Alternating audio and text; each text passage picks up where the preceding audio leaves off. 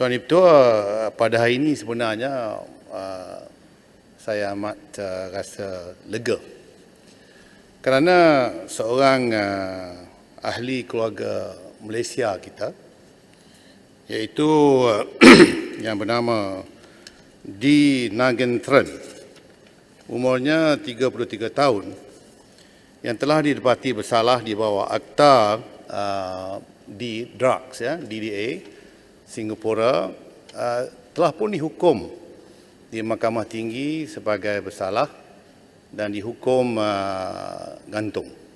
Dan sepatutnya ianya dilakukan pada hari ini.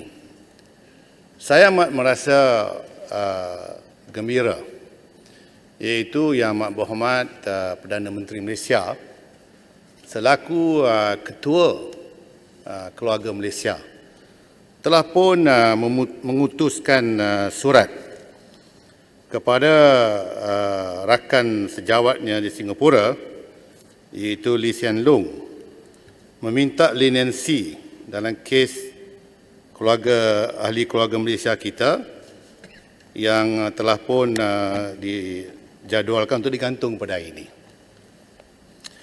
Kita turut rasa terkesan, kerana konsep keluarga Malaysia ini menyebabkan kita menganggapkan setiap rakyat Malaysia itu adalah saudara mara kita dalam keluarga Malaysia yang besar. Jadi dengan tindakan yang telah diambil oleh Yang Amat Berhormat Perdana Menteri jelas menunjukkan kesungguhan beliau untuk benar-benar dimasukkan di dalam pemikiran kita, iaitu bahawa keluarga Malaysia ini hanya bukan satu slogan, laungan sahaja, tapi benar-benar merupakan satu perkara yang dimaukan untuk menjadi amalan kepada setiap warga Malaysia di tanah air kita ini. Kita juga mesti berterima kasihlah kepada kerajaan Singapura, terutamanya dia punya mahkamah yang telah juga memutuskan untuk memerintahkan stay of execution dan melihat semula tentang kes ini. Saya percaya Singapura sebagai rakan jiran tetangga kita hanya mahu mencari satu alasan yang kuat untuk nak membantu permintaan Perdana Menteri kita.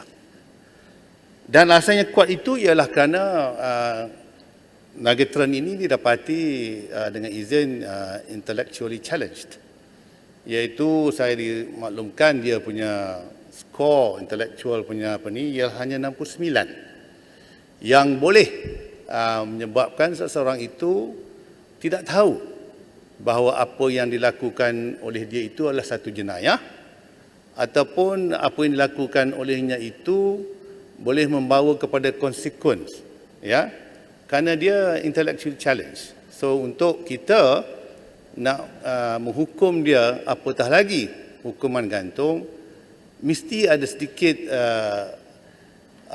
satu perkara, is not beyond reasonable doubt, bahawa apa yang dilakukan itu diketahuinya dan tentulah menghapuskan mens rea di dalam kes ini. Jadi saya juga nak ucapkan terima kasih kepada Singapura sebab dia tahu ada sedikit saja alasan dia akan bantu kita. Tuan Ketua, jadi tapi kita kena ingat ini sementara ini sementara. Kita berharaplah sangat-sangat, iaitu bahawa ianya tidak sementara, tetapi akhirnya benar-benar bahawa Nagentran ini didapati intellectually challenged dengan izin, maka kita minta kalau boleh dikomutkanlah sentence-nya itu kepada life imprisonment. Kalau kita harap ini akan dapat selesai dan Nagentran akan dapat diselamatkan. Tapi yang menjadi satu perkara yang amat challenging kepada kita ialah berkenaan dengan hukuman gantung di tanah air kita sendiri. Kerana isunya hari ini, kalau dalam keadaan sekarang, Tuan Ibu Ketua, we do not have the moral grounds to appeal to neighbouring countries dengan izin ataupun mana-mana negara. Kalau didapati ada warga keluarga Malaysia kita yang didapati bersalah dalam soal pengendaraan dadah ini, untuk kita minta clemency. Tapi dalam negara kita sendiri, kita gantung orang ini. Where is the moral ground to appeal to countries, to ask for clemency dengan izin, whereas we hang our people if the offence is done in our country?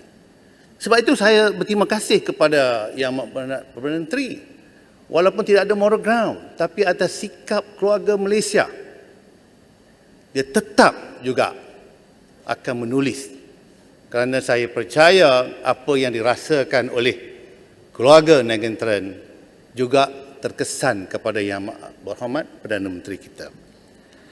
Jadi di sini saya nak bincang tentang hukuman mati dalam negara kita sendiri.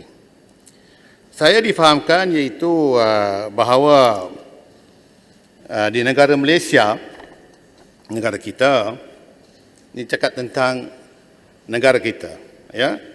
Saya difahamkan iaitu daripada jawapan yang telah dibuat oleh Menteri Undang-Undang pada tahun 2020 pada 11 hari bulan Ogos. Kita punya Law Minister iaitu Yang Berhormat daripada Kota Baru pada ketika itu telah pun memberi jawapan di dalam Dewan Rakyat, menyatakan iaitu bahawa a total dengan izinnya, a total of 918 prisoners were sentenced to death under Section 39B, of which 472 are Malaysians and 446 are non-citizen. Di mana isunya? Isunya, kalaulah 446 non-citizens ini, kerajaan negara mereka, ya, merayu kepada kita supaya meminta pardon ataupun clemency terhadap warga mereka yang sekarang duduk dalam death row, yang telah pun dihukum mati, digantung. Kalau mereka membuat satu representation dengan izin kepada kerajaan kita, maka pada ketika itu, apakah tindakan yang nak diambil oleh kita dalam hal yang sedemikian? Jadi, ini kita perlu selesai. We have to sort this out.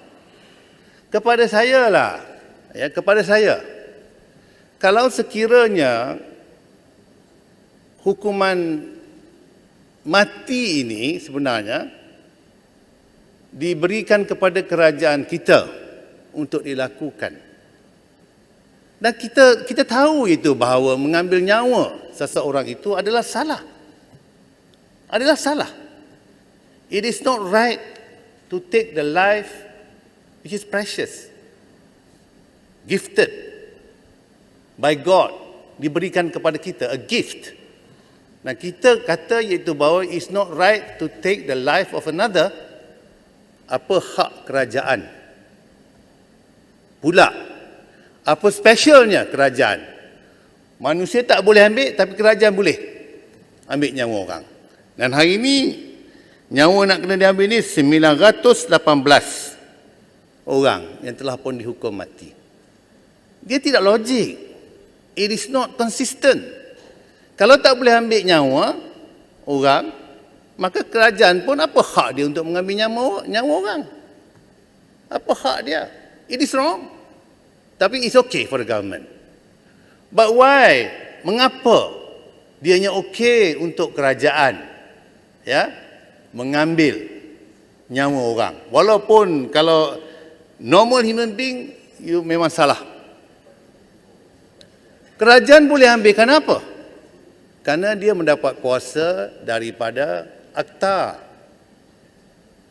Akta itu siapa yang luluskan? Akta itu kita luluskan.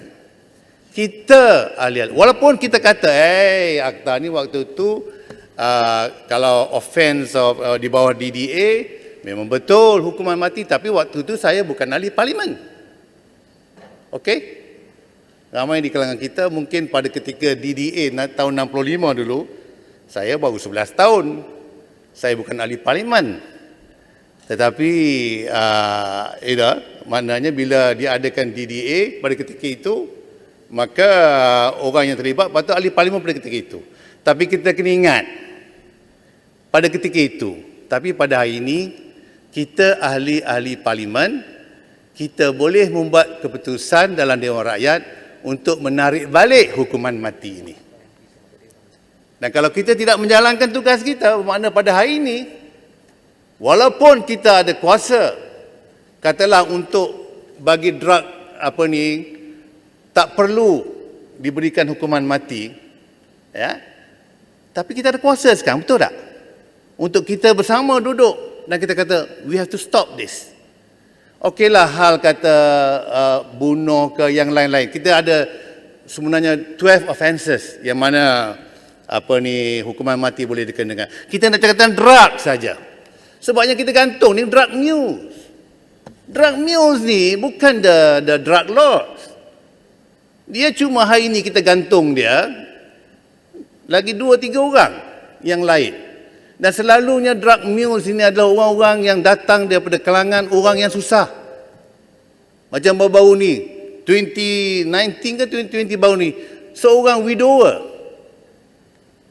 dihukum mati. Walaupun kita kata 2018 dulu, kita nak moratorium. 2019 kita tarik balik.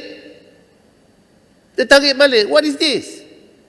Sekejap bersetuju, lepas tu tarik. Dan kita setuju iaitu bahawa kita bagi moratorium. Tarik balik. So, jadi bermakna iaitu bahawa kita tak mau persalahkan orang.